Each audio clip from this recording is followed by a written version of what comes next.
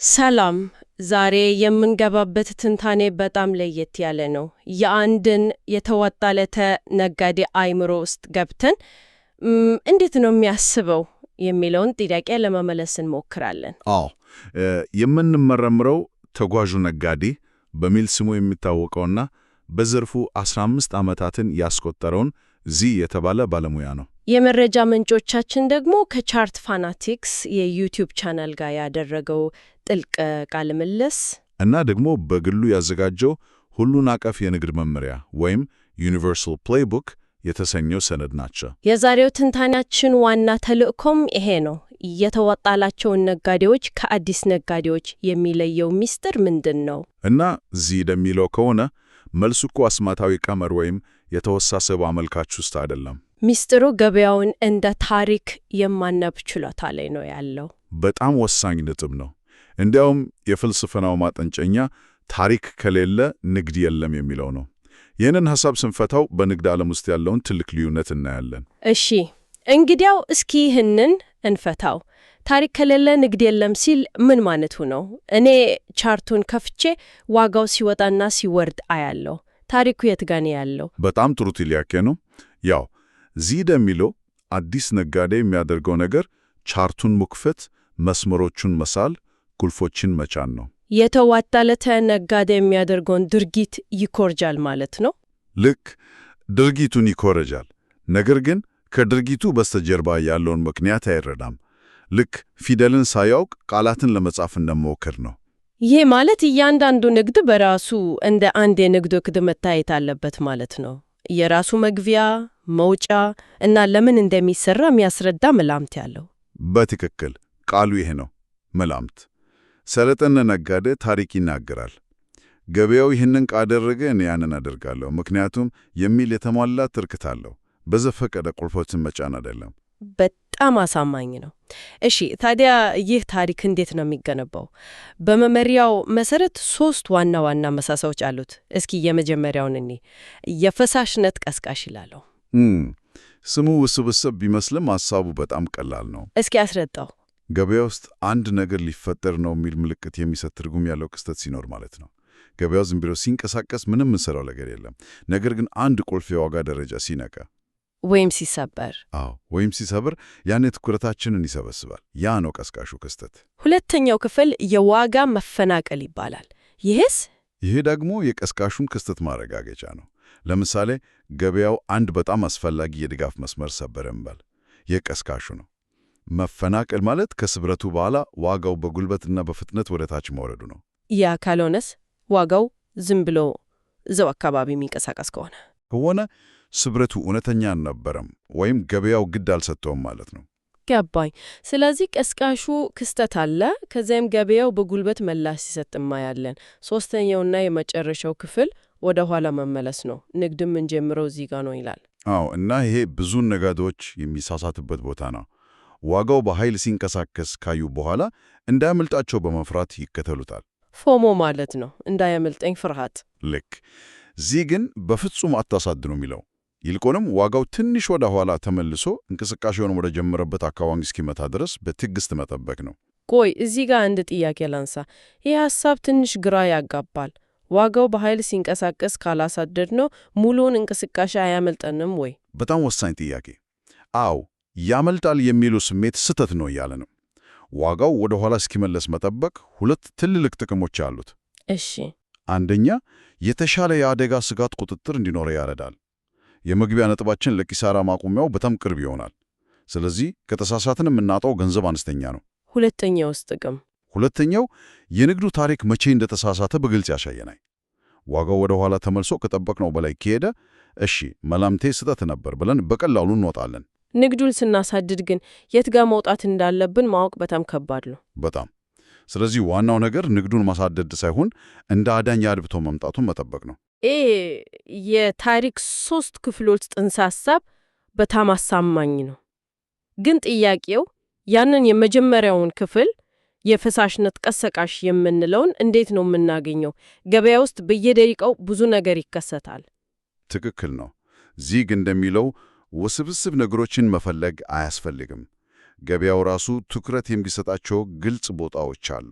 ለምሳሌ የቀድሞ ከፍተኛና ዝቅተኛ የዋጋ ደረጃዎች፣ ብዙ ጊዜ ተፈትነው ዋጋን ያዙ የድጋፍና የተቃውሞ መስመሮች፣ ወይም ደግሞ ለረጅም ጊዜ ዋጋው ሲከተሉ የነበረ የአቅጣጫ መስመር። እነዚህ ቦታዎች ላይ ሲደርስ ገበያው ውሳኔ ይሰጣል። ወይ አክብሮት ይመለሳል ወይ ሰብሮት ይቀጥላል። ያ ነው ቀሰቃሹ። ልክ እንደዛ ነው። ሌላው በመመሪያው ላይ ያየሁትና በጣም የሳበኝ ሐሳብ ማጠናከሪያ ማስረጃ ወይም ኮንፍሉዌንስ የሚለው ነው። ይህ ማለት ለአንድ ንግድ ከአንድ በላይ ምክንያት ሊኖረን ይገባል ነው የሚለው። በጣም ወሳኝ ነጥብ ነው። አንድ ምልክት ብቻውን በቂ አይደለም።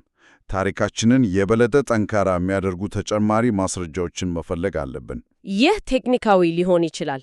አዎ፣ ለምሳሌ የአቅጣጫ መስመር መሰበሩ ከገበያው አወቃቀር ለውጥ ጋር ሲገጣጠም፣ ወይም ደግሞ ዋጋው የደረሰበት ቦታ ላይ ሌላ እንደ ፊቦናቺ ያለ መሳሪያም ተመሳሳይ ደረጃ ሲያሳይ መሰረታዊ ምክንያትም ሊሆን ይችላል ይላል። ይህንን ግን ብዙ ጊዜ የተወሰሰበና ለባለሙያዎች ብቻ የተተወ ይመስለናል። በፍጹም እዚህ ግን በቀላሉ ልናደርገው እንደምንችል ያሳያል። ለምሳሌ ራሱ የሚጠይቀው ቀላል ጥያቄ አለ። ምንድን ነው?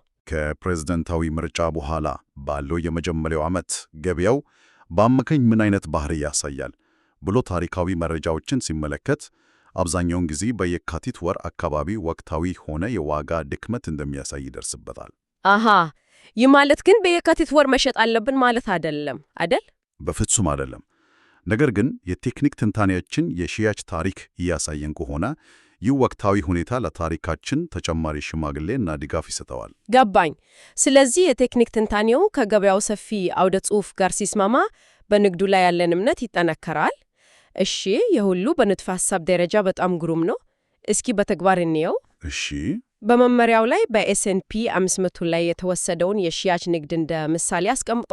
አዎ፣ ያ በጣም ጥሩ ምሳሌ ነው። አውደ ጽሑፉን ስንመለከት ከምርጫ በኋላ ገበያው ለረጅም ጊዜ ወደ ላይ እየወጣ ነበር። ይህንን የእድገት አቅጣጫ የሚደግፍ ግልጽ የሆነ የአቅጣጫ መስመር ነበረ። እሺ፣ ስለዚህ ታሪፉ ገበያው ወደ ላይ እየሄደ ነው። ታዲያ የሽያጭ ንግድ ሐሳብ ከየት መጣ? ቀስቃሹ ክስተት ምንድን ነበር? ቀስቃሹ ክስተት ገበያው ለብዙ ሳምንታት ሲከተለው የነበረውን ያንን የአቅጣጫ መስመር መስበሩ ነው። ያኔ ነው እዚህ ጋር ታሪኩ ሊቀየር ይችላል የሚለው ጥያቄ የሚነሳው። የመጀመሪያው ማስጠንቀቂያ ደወል ያ ነው። ከዛስ የዋጋ መፈናቀል ተከሰተ። በትክክል መስመሩ ከተሰበረ በኋላ ዋጋው በግልጽ እና በኃይል ወደ ታች ወረደ። ይህም ስብረቱ እውነተኛ መሆኑን አረጋገጠ። እንግዲህ ሦስተኛው ደረጃ ላይ ደረስን። ወደ ኋላ መመለስ። የመግቢያ ነጥቡ የት ነበር? የመግቢያ ነጥቡ ዋጋው ወደ ተሰበረው መስመር ተመልሶ ሲፈጥነው ነበር። ያ የተሰበረው የድጋፍ መስመር አሁን የተቃውሞ መስመር ሆኗል። ንግዱ የተጀመረው በትክክል እዛ ላይ ነው። እና ሌላ ማጠናከሪያ ያስነበረው? አዎ፣ የሚገርመው ደግሞ ይህ ቦታ ከ21 ኢኤምኤ ጋር መገጣጠሙ ነው። ይህ በቀላሉ ባለፉት 21 ቀናት አማካይ ዋጋን የሚያሳይ ተንቀሳቃሽ መስመር ሲሆን የቁልቁለት አቅጣጫውን ሊያጠናክር ይችላል። እና ከሁሉም በላይ ደግሞ መሰረታዊ ሽፋኑ አለ። ቅድም የጠቀስነው ከምርጫ በኋላ የሚታየው ወቅታዊ ድክመት ልክ ነው። ያንን የሽያጭ ታሪክ ሙሉ በሙሉ ደግፎታል። ስለዚህ ሁሉም ነገር በአንድ ላይ ተገጣጥሞ በጣም ጠንካራ ታሪክ ፈጥሯል። በጣም ግልጽ ነው። አሁን ደግሞ ከምሳሌዎቹ ሁሉ እኔን በጣም የሳበኝን ነኝ። እዚህ አሁንም ይዞት ያለውን የQQQ ወይም የናስዳክ 100 የግዢ ንግድ። ይህ በጣም አስገራሚ ግንዛቤ የሚሰጥ ነው።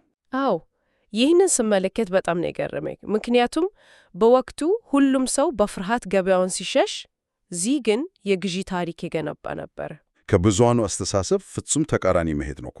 እንዴት ነው ያንን ያደረገው? ታሪኩ እንዴት ተጀመረ? ታሪኩ የሚጀመረው በቀስቃሱ ክስተት ነው። ከታሪፍ ጋር በተያዘ ዜና ምክንያት ገበያው በአጭር ጊዜ ውስጥ በ19.4% ወደቀ። ይሄ በጣም ትልቅ ውድቀት ነው። በጣም ያኔ ብዙ ሰዎች በፍርሃት ውስጥ ነበሩ። ነገር ግን እዚህ አንድ ቁልፍ ነገር ተመለከተ። የዋጋው መውደቅ የቆመው በትክክል በ2020 የነበረው የገበያ እድገት ከፍተኛ ደረጃ ላይ ነበር። ይሄ በአጋጣሚ ሊሆን ይችላል ብሎ ማሰብ ይቻላል አይደል? ይቻላል። አንድ ጊዜ ብቻ ቢሆን ኖሮ አጋጣሚ ነው ልንል እንችል ነበር።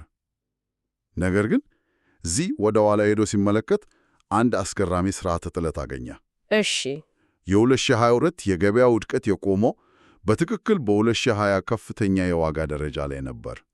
ከዚያ በፊት የነበረው የኮቪድ ውድቀት የቆመው ደግሞ ከዛ በፊት በነበረው ከፍተኛ የዋጋ ደረጃ ላይ።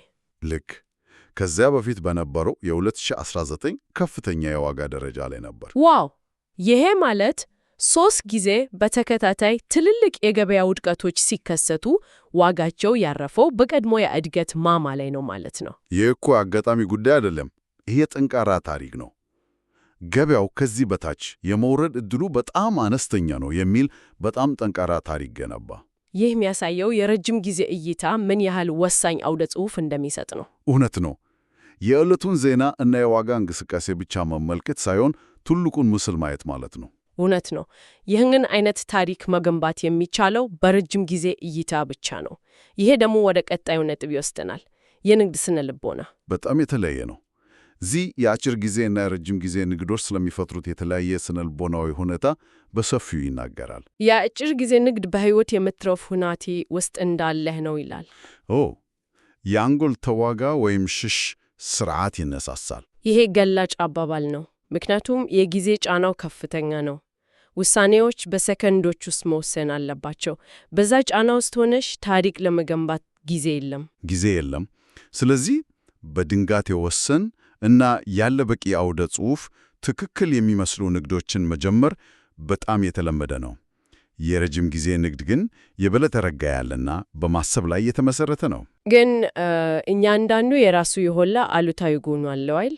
የረጅም ጊዜ ንግድ ችግሩ ከገበያ ሰዓት ውጪ በሚፈጠር የዋጋ እንቅስቃሴ ላይ ቁጥጥር አለመኖሩ ነው። ልክ ነው። ያንን ስጋት መቆጣጠር አንችልም። የአጭር ጊዜ ንግድ ችግር ደግሞ ስህተቶች በፍጥነት ይደራረባሉ። ጫናው ከፍተኛ ስለሆነ አንድ ንግድ ከተሳሳተ በኋላ በበቀል ስሜት ወዲያውኑ ሌላ ንግድ ለመጀመር በጣም ቀላል ነው።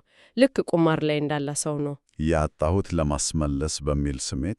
ልክ እንደዛ በችኮላ ወደሚቀጥለው እጅ ይገባ፣ ታሪኩንና እቅዱን ሙሉ በሙሉ ይረሳል። ይሄ ብዙዎችን ከገበያ የሚያስወጣው ዋነኛ ችግር ይመስለኛል። ከዚህ ጋር ተያይዞ ሲዛ ስለ አሸናፊነት ምጣኔ ያስቀመጠው ስታቲስቲክስ አለ። እሱን ሳየው በጣም ነው የደነገጥኩት። አዎ፣ ያ አሃዝ የንግድን ውለታ በደንብ የሚያሳይ ነው። እዚህ እንደሚለው 50% የማሸነፍ ምጣኔ ቢኖረህ እንኳን ይህ በጣም ጥሩ ውጤት ነው። 95%? አንድ ደቂቃ። ይሄ ማለት እኮ ምንም ያህል የተዋጣለት ነጋዴ ብትሆኒ 5 ጊዜ በተከታታይ መክሰርሽ ሴድሞን የተረጋገጠ ነው ማለት ነው። ልክ ነው።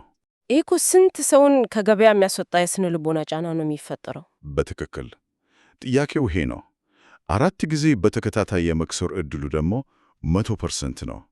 ይህ ማለት ተከታታይ ኪሳራዎች የማይቀሩ የንግድ አካል ናቸው።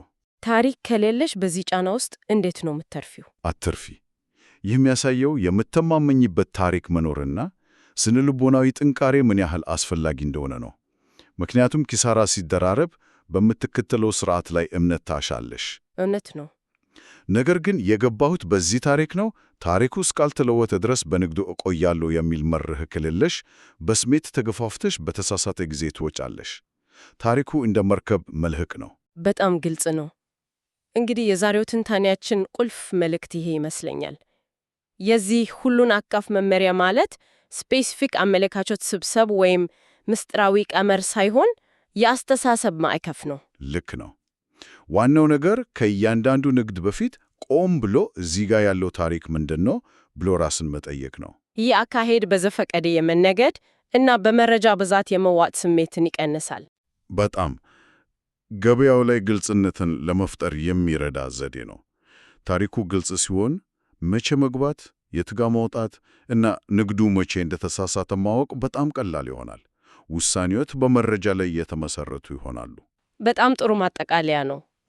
ይህንን ሐሳብ ይዘን ለአድማጭ የሚታው አንድ የመጨረሻ ጥያቄ አለ። አዎ፣ በንግግር መሃል አንድ ወሳኝ ልዩነት ያስቀምጣል። ንግድን ለገቢ ማግኛ፣ ኢንቨስት ማድረግን ደግሞ ለሀብት ማፍሪያ ለይቷቸዋል። የገበያውን የረጅም ጊዜ የእድገት ውጤት ምንም ሊበልጡ አይችልም ብሏል። ልክ ነው። በዚህ ላይ ተመሰርተን ራሳችንን እንድንጠይቅ የምፈልገው ይህንን ነው። ይህ ዛሬ የተማርነው ታሪክን የመረዳት አስተሳሰብ ለአጭር ጊዜ ንግድ ብቻ ሳይሆን ለረጅም ጊዜ ኢንቨስትመንቶች ትልቅ የገበያ መዞሪያ ነጥቦችን ለመለየት እንዴት ሊረዳን ይችላል? በተለይ እንደ ኮቪድ ውድቀት ወይም የ2008 የገንዘብ ቀውስ ያሉ የገበያ ሽብሮችን። አዎ፣ እነዛም ፍርሃቶች ወደ ትውልድ ተሻጋሪ የግዢ አጋጣሚነት ለመቀየር ይህንን የታሪክ ግንባታ ችሎታ እንዴት ልንጠቀምበት እንችላለን?